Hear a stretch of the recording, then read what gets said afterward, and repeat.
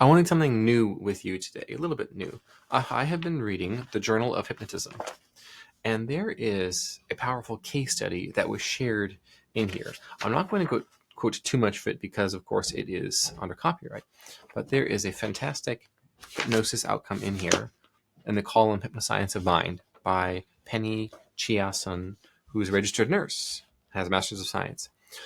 Now, it is important that you understand what hypnosis is and hypnosis isn't. Hypnosis is not the stuff you see advertised that has the pendulum swinging or the pocket watch or some other sort of shenanigans like that where it's mostly for show and it's a bit like the work of an illusionist or a magician, and the person who is falling under the spell wants to be doing that. They want the attention, and so what they're witnessing is not really what hypnosis is like. Hypnosis is more like the experience. It feels like being intentionally zoned out. You're in the chair, get comfortable. Imagine you've just put on a meditation or positive visualization, or you're listening to the Power of Positive Thinking audiobook for free on YouTube. Okay, something like that. And you get zoned out. And you get chill. You might even briefly fall asleep, and that's fine. That's okay. Whether it's listening to an audio, or you're watching a video, or you're there with the professional hypnotist, the certified hypnotist, or the consulting hypnotist. Any of that business. That is what it's like. So what does it do? The most common reason someone goes to a hypnotist is for weight loss, together with better sleeping, anxiety relief, cessation of smoking, other activities. People are eating too much, smoking too much, stressing too much, or sleeping too little. Or rather, staying up too late and waking up too early, let's say. Well, it's mostly doing too much of things that prevent sleep. These are the reasons that people go to a hypnotist, okay? So that's not the only reason they go. In order to understand persuasion, now we're going to get a little bit meta. We're going to zoom out from the daily headline, today's news.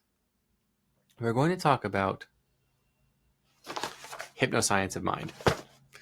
We're going to talk about, with today's news in mind, with your news today, with what concerns you, I'm going to share some of this article with you. And you're going to place it in the context of mass persuasion, mass manipulation, mass influence, mass formation hypnosis, which is what I call it when media actors are engaging in subtle yet noticeable to the trained eye hypnosis techniques that are meant to move people's opinions without directly telling them. It's a subtle suggestion versus a statement of obvious, clear fact. And it's happening to the masses to form a new belief, often a belief that is not helpful to them. That is mass formation hypnosis, and that is what media manipulators and gaslighters engage in on a regular basis, getting you to question your own reality and adopt their reality, which leads to the annihilation of the soul. Persuasion is a war between good and evil. There's no question about that. Persuasion is used by the darkness. Ought it be used by the light as well? I'd like you to take some time to read the temptation of Eve in the book of Genesis.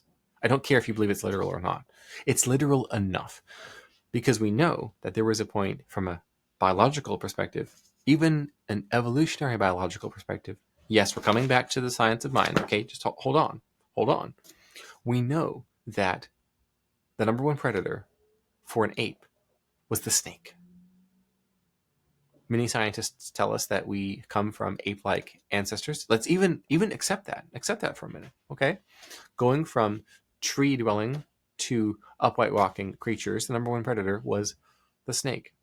We also know that as the human brain developed from, let's say, a lizard brain to a social mammalian brain to now the human brain, the neocortex, we have self-awareness.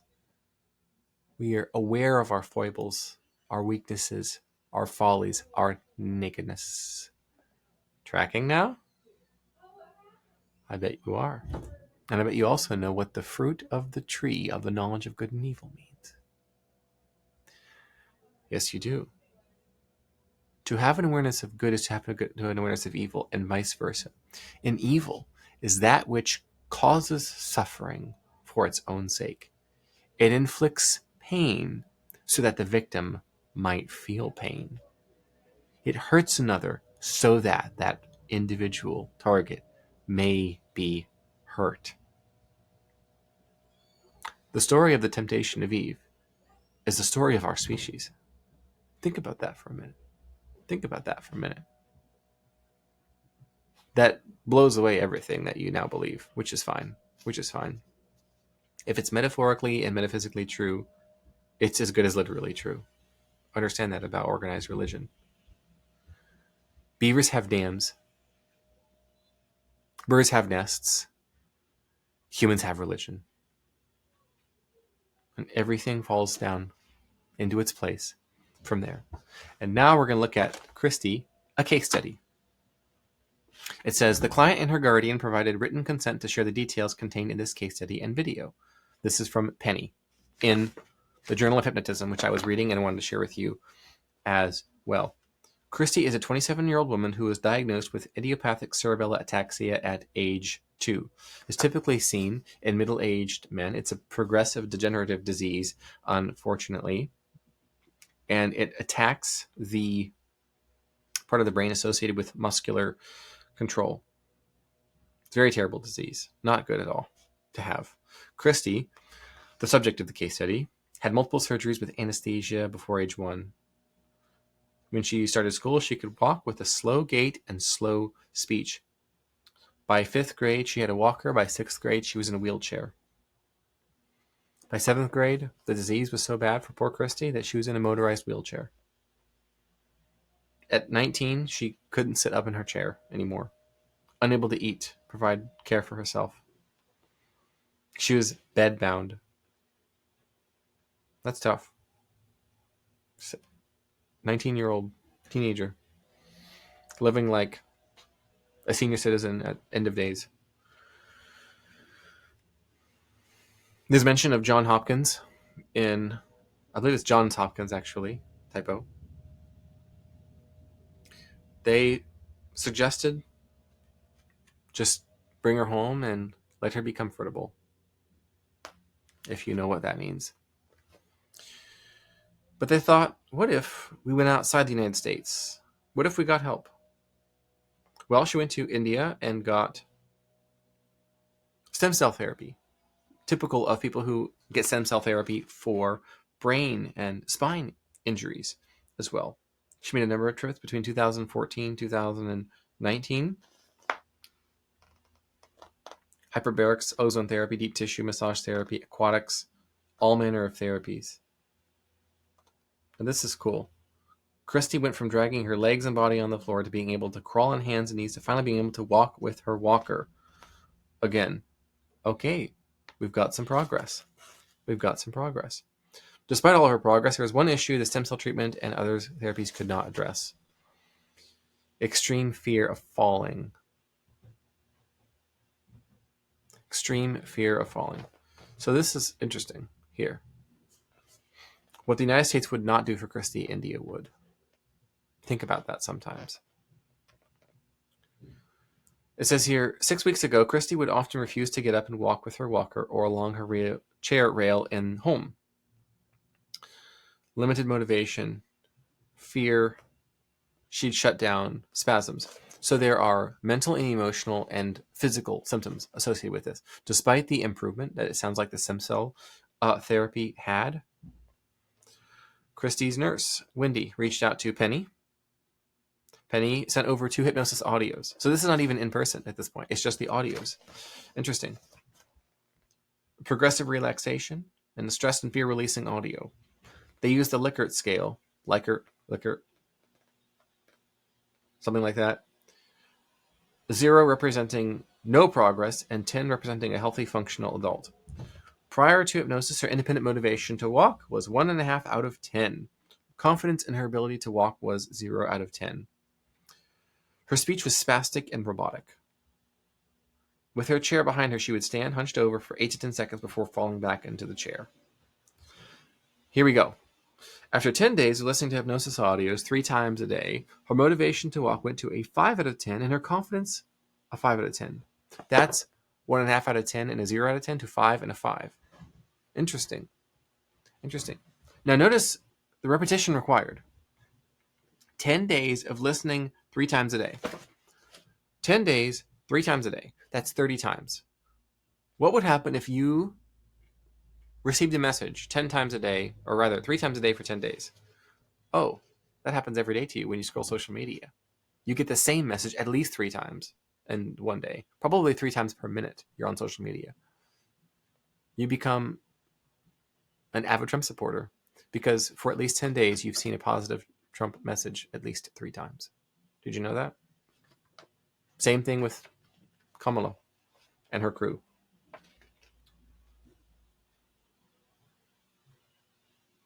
Looking through this some more.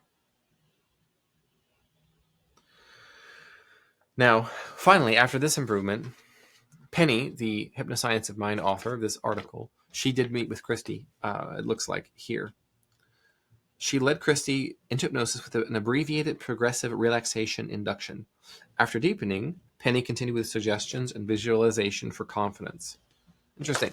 It's about confidence, self-belief. I can do this. It's going to be okay. Motivation to walk went to 7 out of 10 and confidence to 7 out of 10. Her speech was less robotic. One day, she got up and walked the hallway 18 times. Interesting. And then she talks more about specifics that she engaged in during the session. Penny has a number of various hypnosis programs and tips and whatnot here. They mention Quantum Playground, which is based on the Workshop of the Mind written by Jim Fortin. By session 3, Christie began taking independent actions daily to bathe and dress herself. Refusing assistance, she now stands upright rather than hunched. This was written on day 4, session 4. It says, today we met for session 4. Motivation to walk is 7.5 out of 10. Confidence is still 7 out of 10. And she enjoys independently functioning in her daily self-care activities. They have addressed issues relating to her negative response to loud noises, spasms, and coordination issues. Christie's confidence in walking is not well represented at this time on the Likert scale because they are now teaching her to walk with a normal gait. And then describe some specifics of how they have been able to retrain her successfully to walk. And then Penny closes this by saying that in October, she'll be traveling to Mumbai to meet with Christie, the hypnosis user, I guess you can call it, and stem cell transplant recipient. And she's going to provide hypnosis daily over the course of 4 weeks. Wow. That is quite exciting.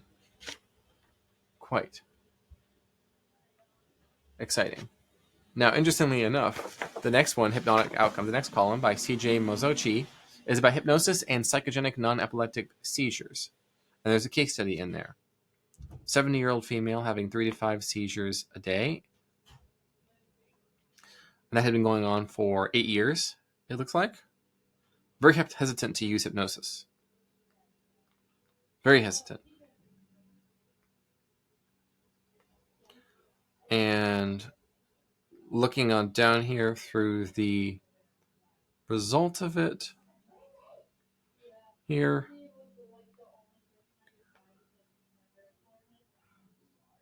Interestingly enough, this individual had a lifetime of physical trauma and emotional turmoil. Interesting.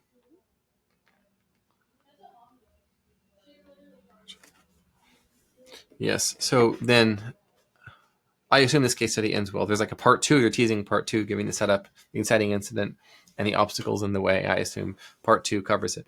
Now, this is probably a lot different from what you expect hypnosis to be able to do and to be about. So what we take away from this, first of all, is if you want to change how you feel and therefore how you move in the world, literally have the same positive message in front of you Now, many of these hypnosis recordings are between 30 minutes and 90 minutes. 3 times a day, 10 days. 3 times a day, 10 days. That's 3 hours, Joshua. I can't do 3 hours a day. Well, is that important? 3 times hours times 10? 30 hours? You spend 30 hours a day on your phone, man. Come on. Come on. Is it that important? I wonder what Christie's results would have been without the stem cell therapy. That's interesting to note. Because the stem cell therapy did happen. Yes, it did.